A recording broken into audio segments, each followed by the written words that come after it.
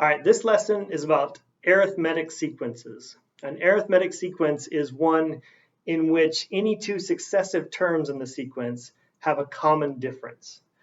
So for example, 3, 5, 7, 9, etc. You can see that the difference between 3 and 5 is 2. Difference between 5 and 7 is 2. Difference between 7 and 9 is 2. So to get the next number in the sequence, you're always adding the same thing. That's what it means to be an arithmetic sequence. All right. And this difference, this common difference is going to be D. We're going to call that D in our formula up here.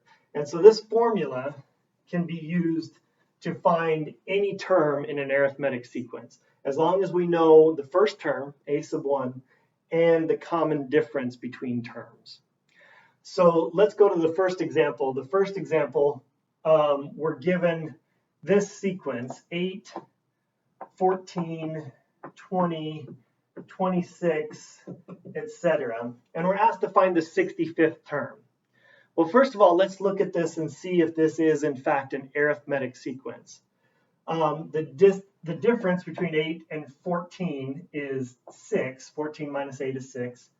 The difference between 14 and 20 is also 6. 20 minus 14 is 6. And 26 minus 20 is 6. So you can see that this is an arithmetic sequence. We're adding 6 to get to the next term. And so our D is going to be 6. And our first term, a sub 1, is 8. So now, if we plug this into our formula here, we get a sub n is equal to our first term, 8, plus n minus 1 times d, which is 6. So to find the 65th term, a sub 65, we get 8 plus 65 minus 1, 65 minus 1 times 6. All right, so 64 times 6, that's going to be 24, 36, 38. So 384 plus 8 is going to be 392. So our 65th term is going to be 392. All right, for the second example, we are given, we're asked to find the 19th term, and we're given that the first term is 1, and the common difference between terms is 3.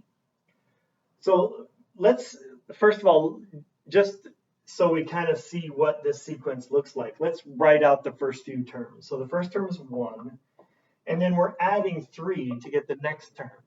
So the next term would be 4, then 7, then 10, then 13, etc. So this is the sequence, and we're asked to find the 19th term.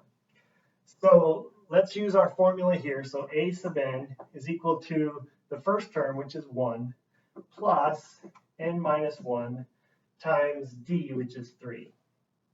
And to find the 19th term, we're going to plug in 19 for n. So 1 plus 19 minus 1 times 3.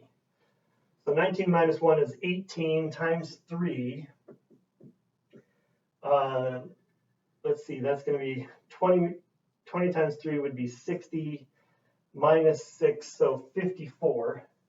So 54 plus 1 is going to be 55. So the 19th term in this sequence is going to be 55.